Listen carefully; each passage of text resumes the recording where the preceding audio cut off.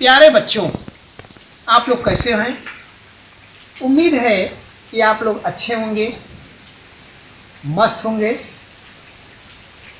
हमारा YouTube channel SP coaching classes में आप लोगों का स्वागत है। आप लोगों से गुजारिश करता हूं कि एक चैप्टर है क्लास 10 का त्रिकोणमिति, जिसके बारे में हम लोग अच्छे से जानकारी लेंगे, क्योंकि हमने पिछले वीडियो में हमने अच्छे से इसको समझाया था।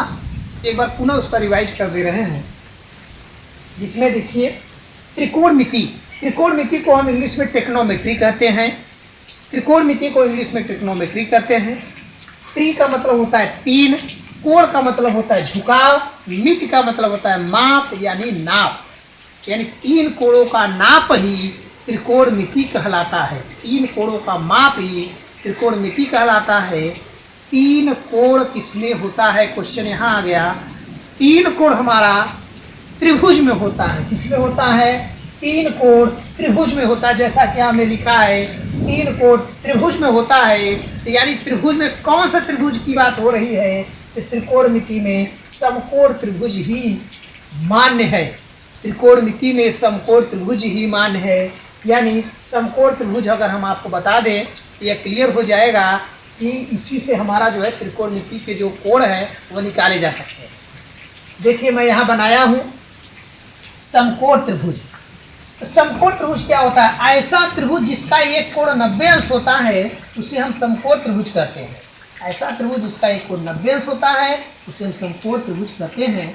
जिसमें देखिए एक AB भुजा है, एक BC भुजा है, एक CA भुजा है। ऑलवेज हमेशा 90 अंश के सामने की भुजा कर्ण होती है, जिसे यूपी बोर्ड के बच्चे K से व्यक्त करते हैं, CBSE बोर्ड के बच्चे H से व्यक्त करते हैं, हाइपोटेनियस जिसे कहते हैं। उसके बाद अभी हम जनरली बता रहे हैं, आधार हम नीचे वाले को माने हैं और जिसको हम A से व्यक्त करेंगे, लंब को हम L से व्यक्त करेंगे, ठीक है, जो कि इस तरीके से 90 से ही जुड़ा रहता है। त्रिकोणमिति जब चालू करेंगे बताएंगे उसमें कि बीच बीच में आधार और लंब आपस में बदलते रहते हैं। तो उस समय की बात हम करेंगे जब चालू करेंगे वहाँ पर। फिलहाल समकोण त्रिभुज यही त्रिभुज होता है जिसके सामने एक कर्ण होता है K और आधार हो गया A और लंब को L। तो आते हैं अगले वाले में, त्रिकोणमिति अनुपात। त्रिकोणमिति के 6 अनुपात होते हैं। 6 अनुपात में कौन कौन होते हैं? Sine theta, cos theta, tan theta. Cot theta, sec theta, cosec theta. 1 2 3 4 5 6 हो गया।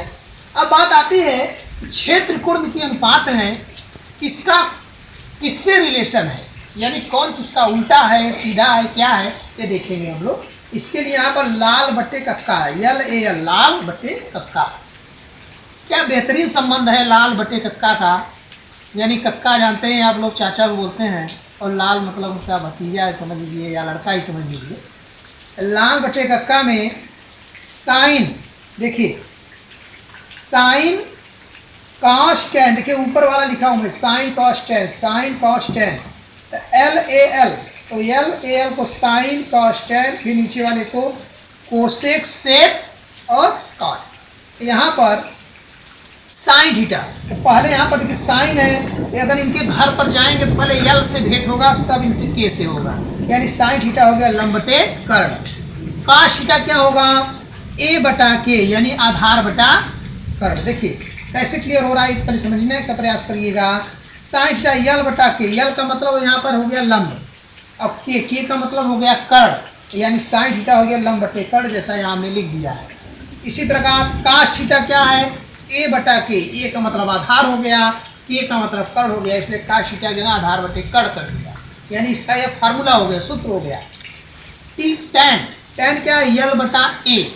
L क्या है? आपका लंब है, A का मतलब क्या है? आधार है, तो L बटा A टेन का हो गया।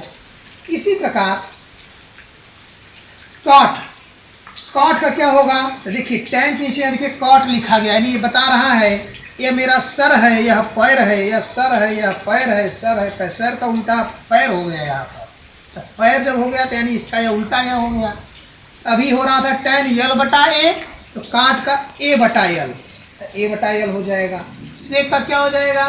कर्ण बटे आधार, पहले ए से भेंट होगा तब ए से भेंट होगा, के बटा ए हो गया। इसी प्रकार कोसेक का के बटा यल यानी कर बटे यल। क्लियर है यहाँ पर? धन्यवाद।